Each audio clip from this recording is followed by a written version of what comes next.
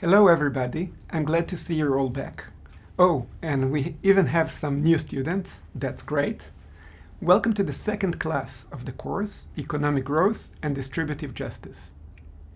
In the previous class, we asked what do we need a state for, and discussed one of the roles of the state, or the policymaker, which is, I hope you all remember, the correction of market failures, such as preventing monopolies by regulation, providing information in order to solve asymmetries in information, imposing taxes to overcome free riding problem that prevents the financing of public goods, and correcting externalities, both negative and positive.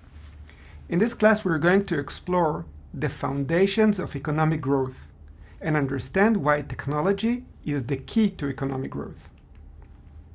And then we're going to move on and delve into the concept of distributive justice. The term economic growth usually refers to an annual increase in the ability of the average resident to consume, which is measured by real gross domestic product, GDP, per capita. GDP is the final market value of all goods and services produced by labor and property located in the country in a given period of time, usually a year. For example, when someone buys a banana for his own consumption, the price he paid for it is part of the GDP during that year. The term real refers to its being adjusted for inflation. Inflation is the increase in the general price level of goods and services over time. The same sum of money can purchase less. Per capita means divided by the number of residents. If the population grows, but the size of the economy remains the same, growth is negative. If output grows, but only at the rate of population growth, economic growth is zero. When output grows at a faster rate than the rate at which the population grows, economic growth is positive. When making international comparison, GDP per capita should be measured in one currency. The currency used is the US dollar, adjusted for the differences in purchasing price of similar products across countries, known as US dollar purchasing power parity, PPP. Each country's currency is converted to US PPP by equalizing the prices of an identical basket of goods and services in each country to maintain parity in terms of purchasing power over commodities and services. The Economist's well-known Big Mac index is one example of such a conversion, using a basket of only one good, a McDonald's Big Mac, which is produced in about 120 countries. GDP is the best single indicator available of the state of a country's economy, and GDP per capita is the best available measure of the standard of living that the country offers its residents. It is, however, far from being perfect.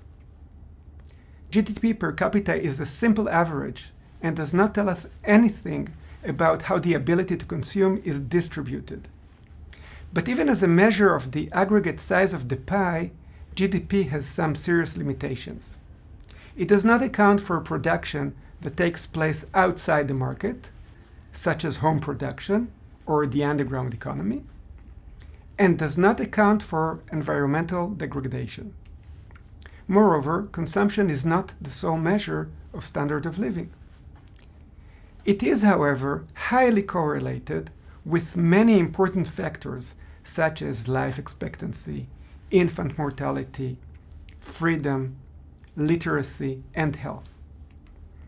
The United Nations Human Development Index, HDI, which takes into account such additional measures, attests to this point.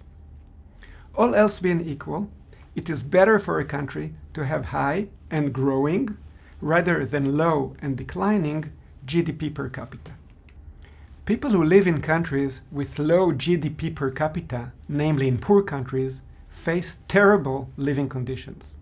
About 1.4 billion people of the global population of 7 billion live below the international extreme poverty line. Wanna guess what that means?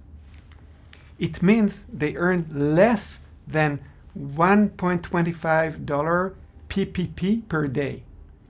Can you imagine what it is like to live with something like $1 a day? 900 million of them are constantly hungry.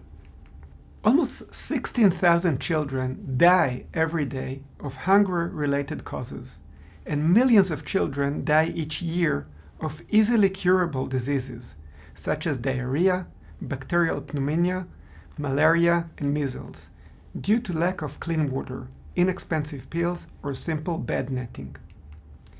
Bacterial pneumonia, for example, can be cured with a 5-day course of antibiotics that costs about 25 cents. Countries can escape poverty if they have sustained economic growth, meaning growing year after year for long periods of time. The key word is sustained. The US is not only the world's largest economy, it is also the world's richest economy, except for some small tax shelters and small oil-producing countries, because it has maintained a growth rate of around 2% with relatively few economic crises over the last 200 years. In 1870, the UK, the industrial center of the Western world, had a higher GDP per capita than the US. Australia had even a higher GDP per capita and was the world's leader. Around 1900, the US surpassed them and maintained its leading position to the present time. Maintaining its sustained growth rate, the US doubled its standard of living every 40 years, meaning that over the last 200 years, income grew by a factor of 20, and the average American is 2 or 3 times richer in real terms, that is, ability to consume, today than his or her grandparents. Other countries experienced much higher bursts of growth for shorter, though relatively long, periods that enabled them to transform themselves from poor to rich countries. These are usually referred to as miracles, because such transformation is indeed miraculous.